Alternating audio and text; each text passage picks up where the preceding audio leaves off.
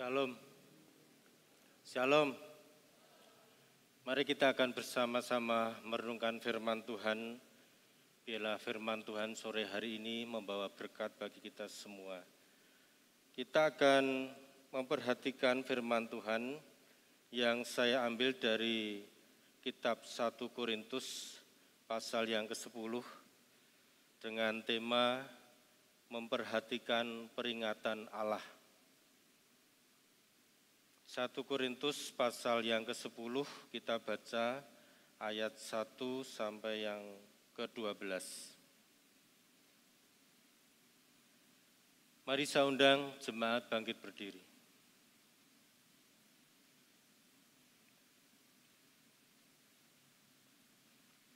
Demikian firman Tuhan, berbahagia Bapak Ibu Saudara yang mendengar dan melakukan kebenaran firman Tuhan. Aku mau supaya kamu mengetahui saudara-saudara, bahwa nenek moyang kita semua berada di bawah perlindungan awan dan bahwa mereka semua telah melintasi laut. Untuk menjadi pengikut Musa, mereka semua telah dibaptis dalam awan dan dalam laut. Mereka semua makan makanan rohani yang sama, dan mereka semua minum minuman rohani yang sama, sebab mereka minum dari batu karang rohani yang mengikuti mereka, dan batu karang itu ialah Kristus. Tetapi sungguh pun demikian, Allah tidak berkenan kepada bagian yang terbesar dari mereka, karena mereka ditewaskan di padang gurun. Semuanya ini telah terjadi sebagai contoh bagi kita untuk memperingatkan kita supaya jangan kita menginginkan hal-hal yang jahat seperti yang telah mereka perbuat. Kita lompat di dalam ayat yang ke-21. Kamu tidak dapat minum dari cawan Tuhan dan juga dari cawan roh-roh jahat. Kamu tidak dapat mendapat bagian dalam kerajaan Tuhan dan juga dalam perjamuan roh-roh jahat. Kita berdoa.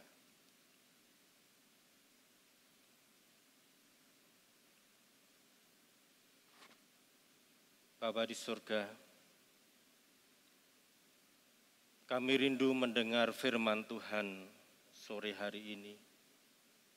Kami rindu Engkau berbicara kepada kami dari hati ke hati. Dan firman Tuhan boleh benar-benar mengubah kehidupan kami.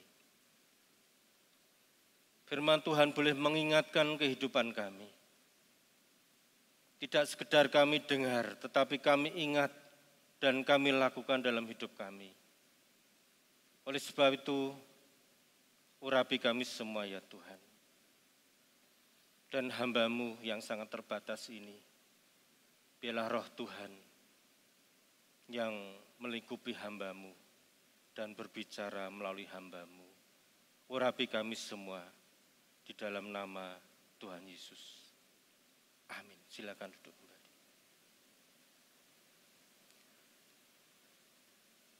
Bapak, Ibu, Saudara yang dikasihi Tuhan,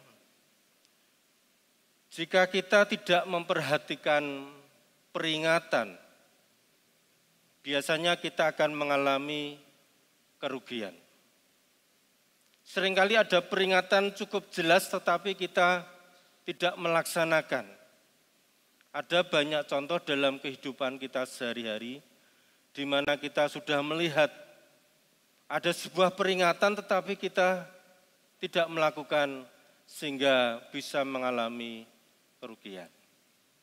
Misalnya di dalam sebuah perjalanan, di jalan kita pasti akan melihat adanya rambu-rambu lalu lintas. Ada peringatan.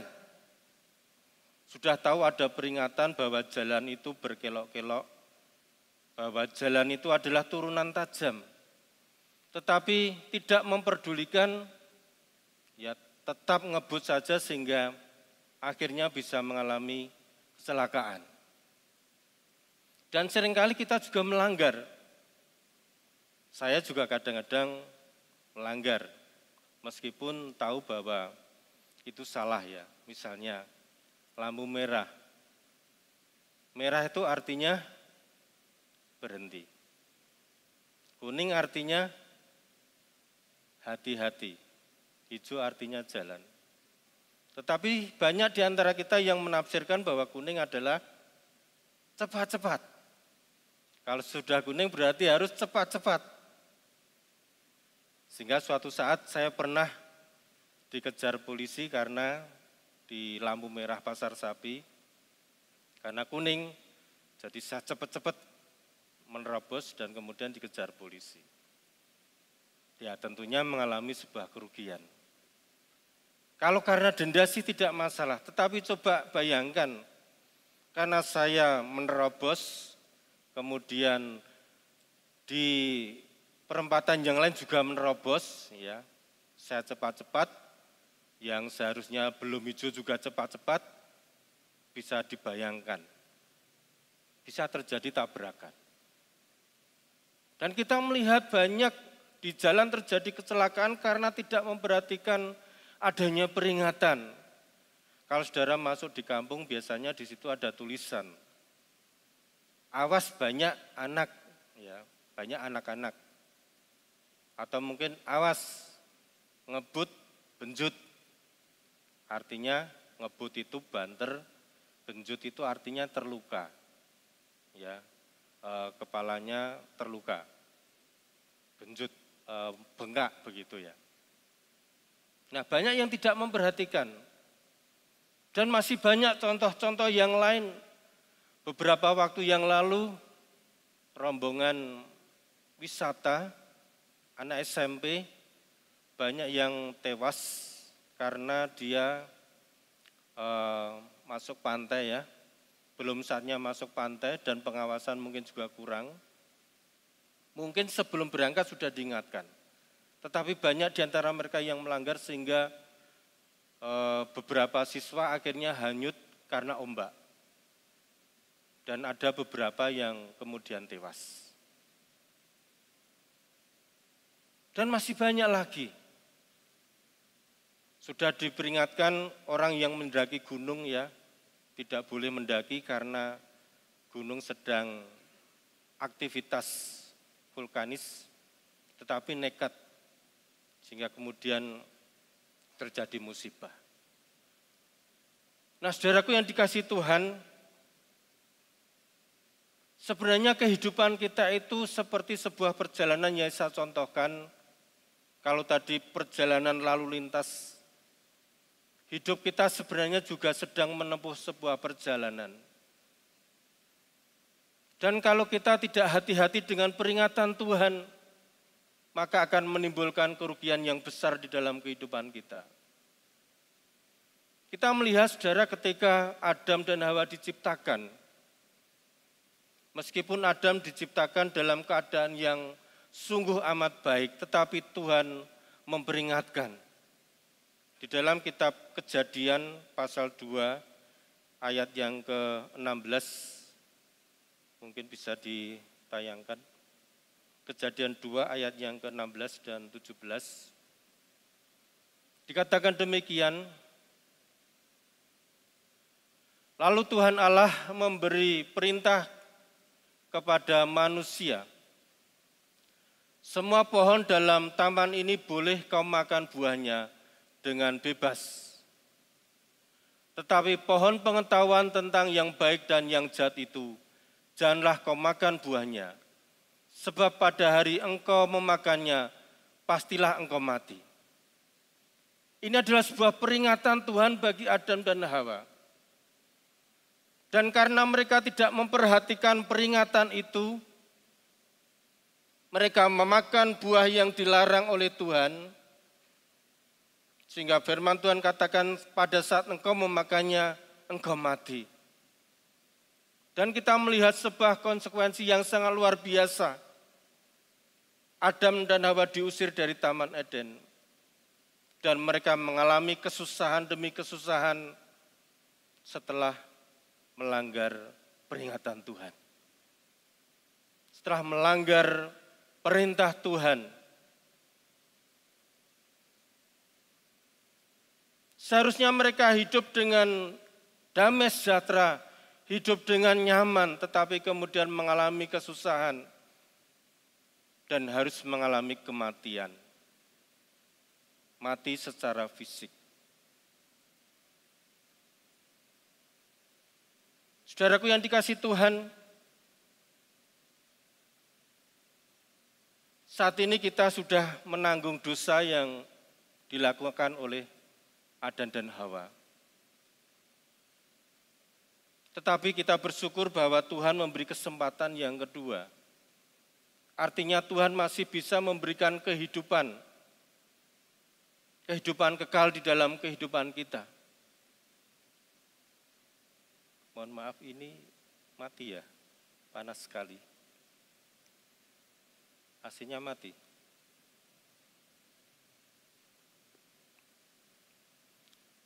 Saudaraku yang dikasihi Tuhan, kita bersyukur karena kita masih diberi kesempatan. Ada kehidupan yang kedua. Nah, sekarang kita ini sedang di dalam sebuah perjalanan menuju ke sana. Satu titik di mana kita nanti akan bertemu dengan Tuhan. Tetapi saudaraku yang dikasihi Tuhan, untuk bisa bertemu dengan Tuhan itu ada tantangan-tantangan yang harus kita hadapi. Ada jebakan-jebakan yang harus kita hadapi. Karena iblis tidak rela kita bersama-sama dengan Tuhan.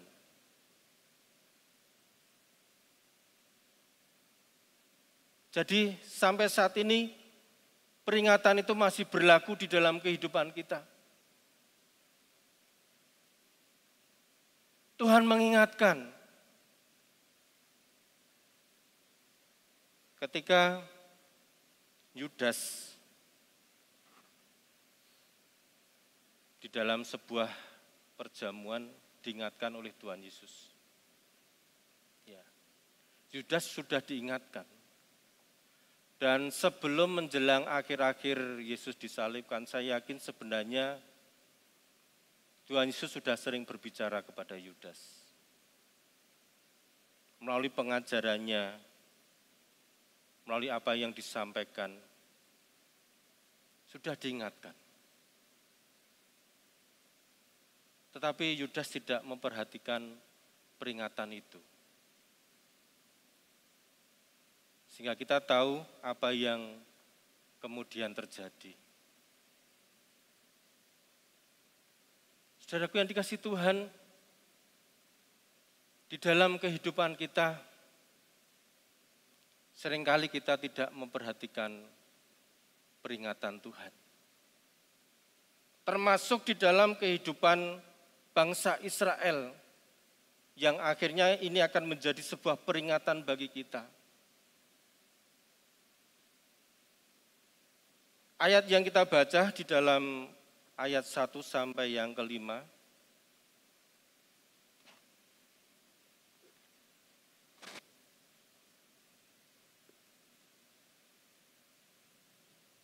Ya, terima kasih. Ayat yang ketiga dikatakan,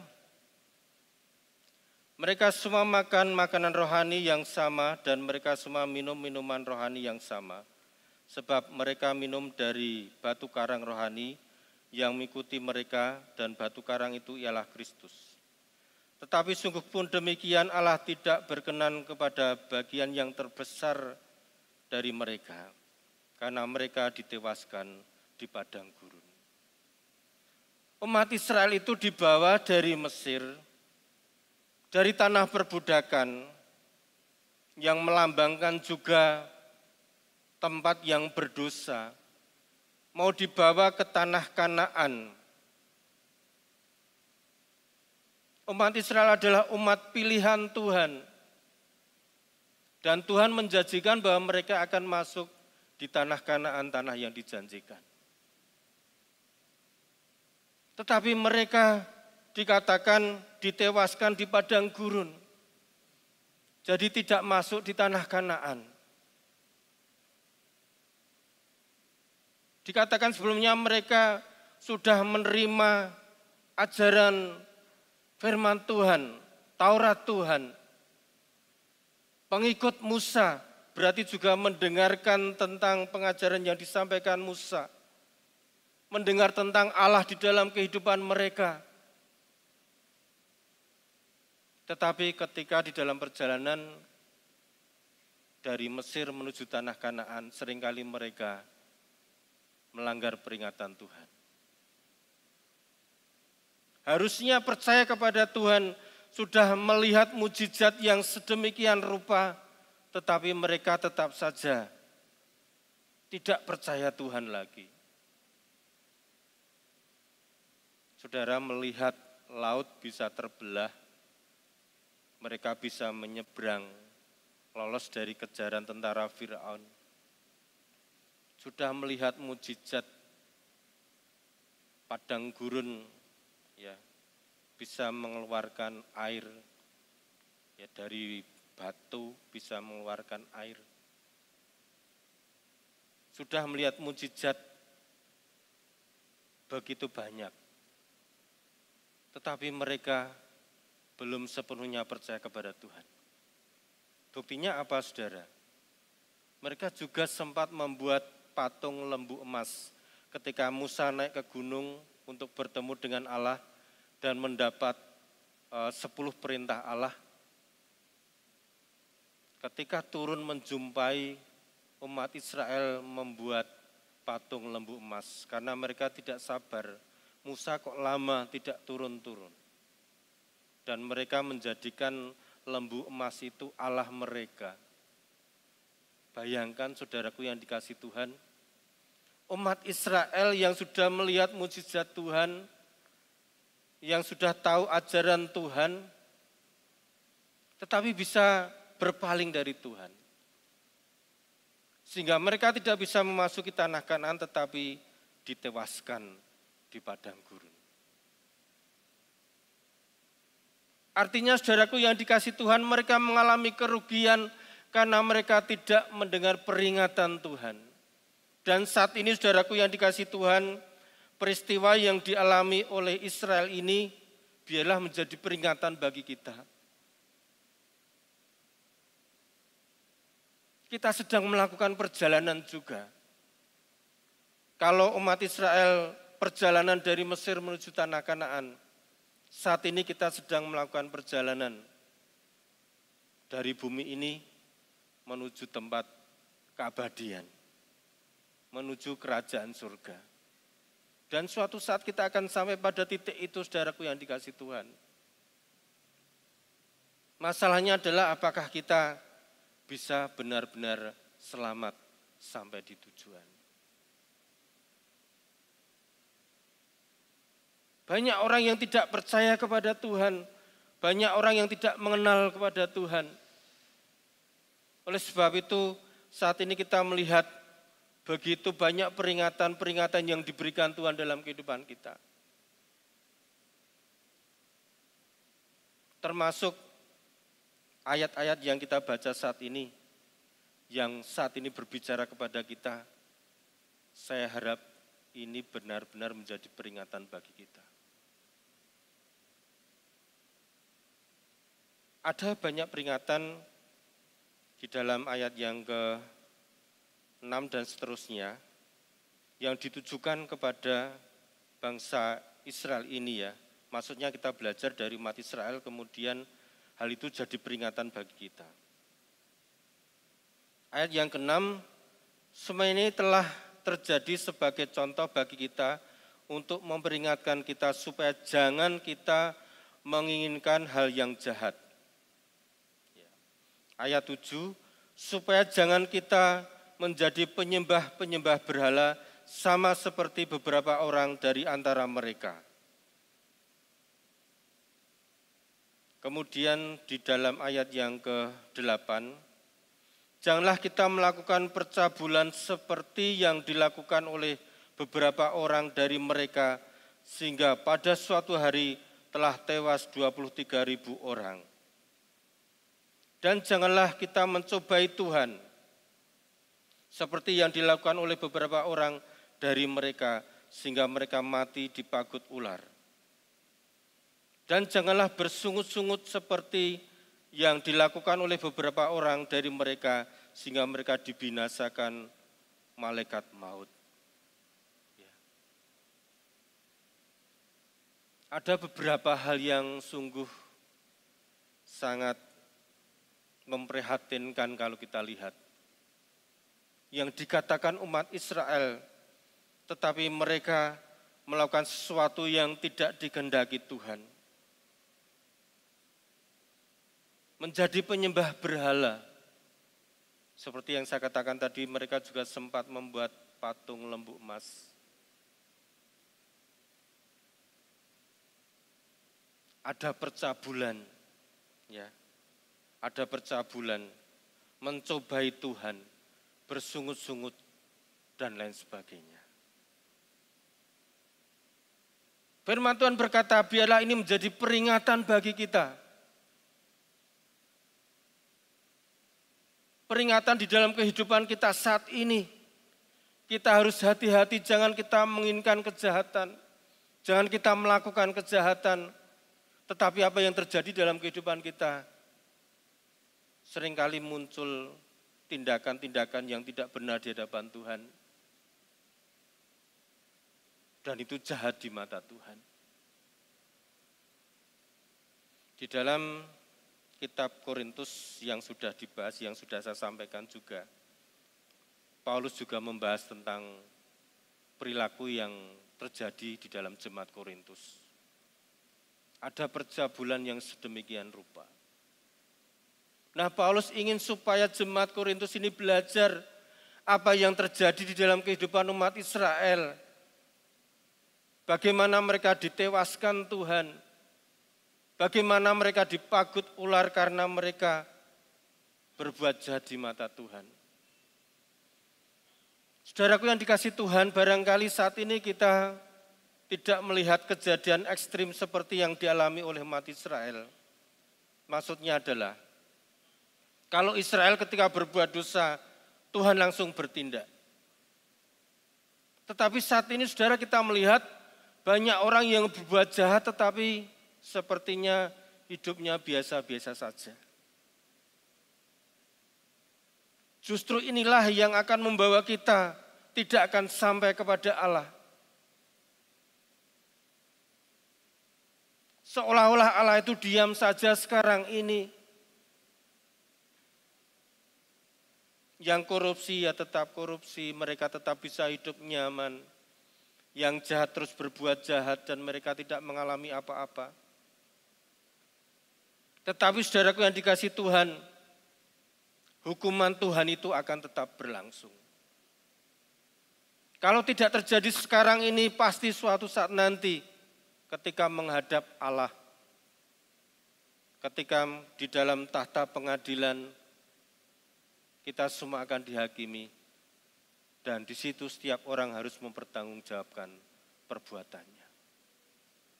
Oleh sebab itu saat ini, mari kita memperhatikan peringatan Tuhan di dalam kehidupan kita.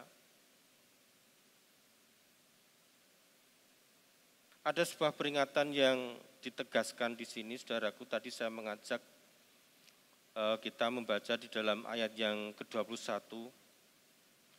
Kamu tidak dapat minum dari cawan Tuhan dan juga dari cawan roh-roh jahat. Kamu tidak dapat mendapat bagian dalam perjamuan Tuhan dan juga dalam perjamuan roh-roh jahat. Tidak bisa, saudaraku yang dikasihi Tuhan.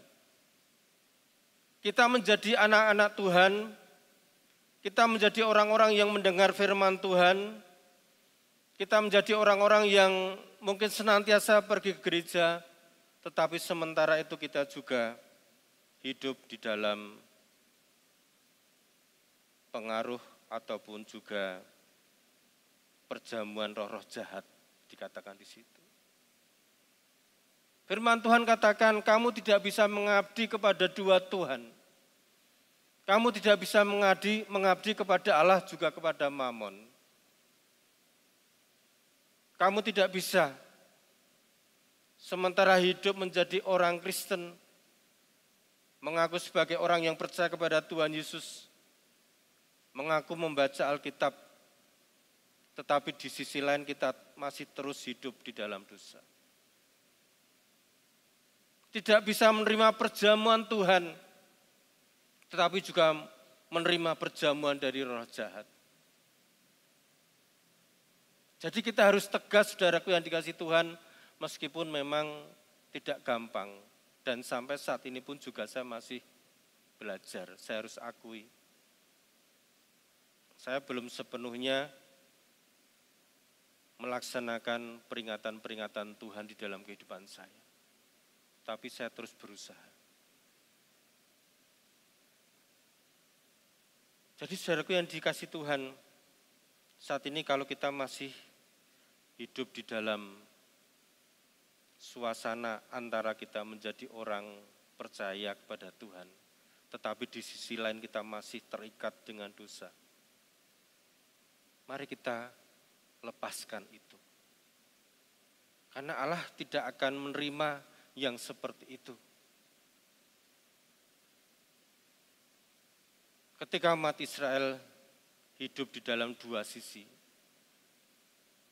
ya, mengikut Musa, mengikut ajaran Tuhan, tetapi di sisi lain juga meninggalkan Tuhan.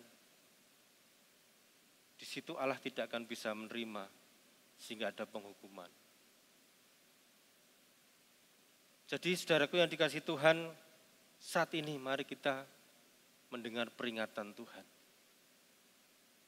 Di dalam kitab Ibrani, saudaraku yang dikasihi Tuhan, kita akan lihat di dalam kitab Ibrani pasal 1, ayat 1 sampai yang keempat dikatakan demikian. Setelah pada zaman dahulu Allah berulang kali dan dalam berbagai cara berbicara kepada nenek moyang kita dengan perantaraan nabi-nabi. Maka pada zaman akhir ini Ia telah berbicara kepada kita dengan perantaraan anaknya yang telah Ia tetapkan sebagai yang berhak menerima segala yang ada. Oleh Dia Allah telah menjadikan alam semesta. Ia adalah cahaya kemuliaan Allah dan gambar wujud Allah dan menopang segala yang ada dengan firman-Nya yang penuh kekuasaan. Dan setelah Ia selesai mengadakan penyucian dosa, Ia duduk di sebelah kanan yang maha besar, di tempat yang tinggi, jauh lebih tinggi daripada malaikat-malaikat, sama seperti nama yang dikaruniakan kepadanya, jauh lebih indah daripada nama mereka. Zaman dahulu Allah sudah berbicara berulang kali dalam berbagai cara. Melalui para nabi, melalui berbagai cara. Jadi saudaraku yang dikasihi Tuhan, Allah itu baik. Terus berbicara, terus mengingatkan. Tapi ini adalah peringatan yang terakhir di mana Yesus hadir. Allah berbicara melalui perantaran anaknya, melalui Tuhan Yesus. Dan itu adalah peringatan yang luar biasa di dalam kehidupan manusia. Sekian lama Allah berbicara, mengingatkan. Sampai sekarang kemudian Yesus hadir. Dan Yesus berbicara melalui kehidupan nyata, memberikan contoh dalam kehidupan kita, bagaimana kita berbuat yang benar di hadapan Allah. Peringatan Allah sudah jelas, saudaraku yang dikasihi Tuhan, dan sekarang sudah tertulis di dalam Alkitab. Tapi seberapa banyak di antara kita yang betul-betul sangat setia, betul-betul sangat menghargai peringatan Tuhan yang sudah disampaikan di dalam nama Tuhan Yesus. Dan sekarang kita sudah memiliki Alkitab. Banyak peringatan-peringatan yang bisa kita lihat di situ, saudaraku yang dikasihi Tuhan. Nah sekarang kalau kita sudah tidak menghargai firman Allah. Terus mau bagaimana lagi? Kalau sampai anak Allah sudah datang ke dalam dunia, supaya manusia yang berdosa ini bisa diubahkan, supaya akhirnya bisa bertemu dengan Allah kembali, tetapi manusia tidak percaya, terus mau bagaimana lagi? Pada akhirnya saudaraku yang dikasihi Tuhan, setiap orang harus menanggung akibatnya sendiri.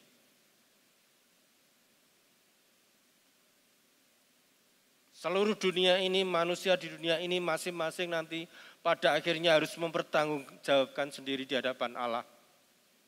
Sudah mendengar peringatan Tuhan atau tidak?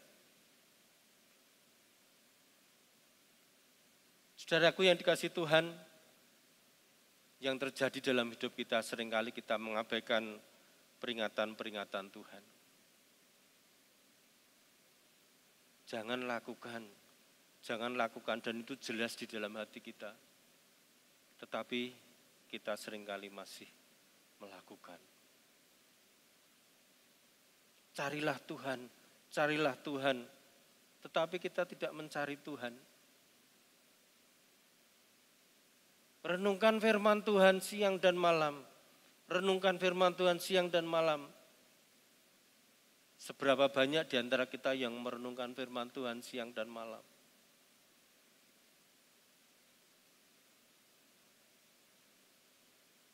Jadi saudara,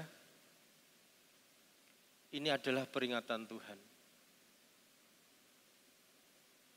Kalau kita mendengar peringatan Tuhan, sesuatu yang baik akan terjadi dalam hidup kita. Saudara, dulu saya setelah lulus dari STM, saya sebenarnya sudah ditawari masuk sekolah teologi. Tetapi saya tidak mendengarkan. Tetapi setelah saya bekerja, di dalam pekerjaan itu, saya sering mendengar peringatan Tuhan. Saya harus melayani Tuhan. Dan semakin lama semakin kuat. Dan akhirnya saya mendengar peringatan Tuhan untuk saya masuk melayani pekerjaan Tuhan. Dan saya percaya saya mendengar peringatan itu. Sehingga yang terjadi dalam kehidupan saya sekarang adalah ya seperti sekarang ini. Artinya saya bersyukur karena saya bisa belajar mengenal Allah dalam hidup ini. Saya belajar mengerti firman Tuhan. Saya mengerti bagaimana kehidupan ini sesungguhnya, kenapa kita diciptakan, kita mau kemana pada akhirnya, apa yang harus saya lakukan, dan seterusnya. Kita banyak mengerti dari firman Tuhan. Dan itu adalah peringatan yang terindah di dalam kehidupan saya.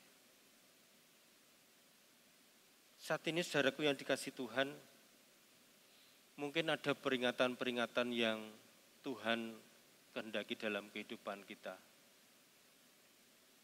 Masing-masing pribadi memang punya jalan masing-masing yang sesuai dengan kehendak Tuhan. Dan setiap kehidupan kita sebenarnya Tuhan punya cara untuk mengingatkan kita. Oleh sebab itu pada saat ini biarlah kita peka dan memperhatikan peringatan Tuhan. Semakin mendengar peringatan Tuhan, bagaimana caranya kita semakin dekat dengan Tuhan, banyak belajar firman Tuhan, sehingga kita semakin mengerti peringatan Tuhan dalam kehidupan kita. Saudara, seseorang yang paham tentang mesin, dia ketika mendengar suara mesin, itu sudah tahu bahwa mesin itu ada masalah atau tidak. Itu masih baik atau tidak. Dia bisa mengerti karena dia menggeluti tiap hari. Jadi akhirnya tahu, oh ini masih bagus, ini tidak. Jadi peka.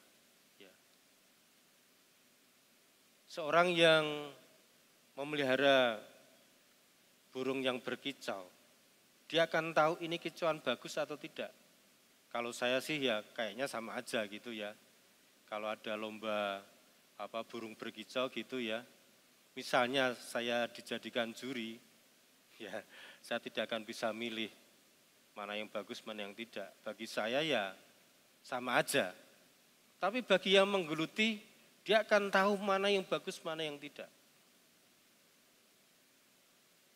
Dan dalam banyak hal, kalau seseorang menggeluti, mencermati, mempelajari, dia akan semakin peka.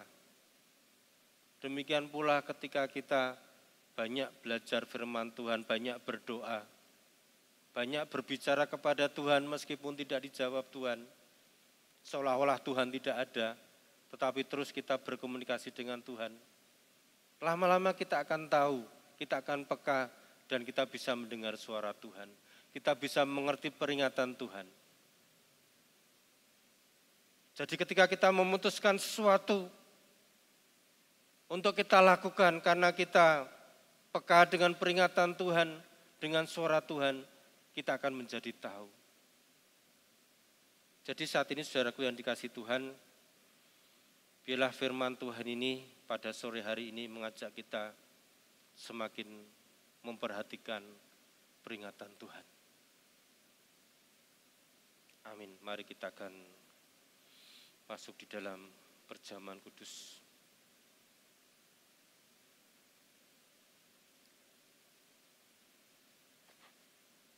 Kita akan angkat pujian, karya terbesar dalam hidupku.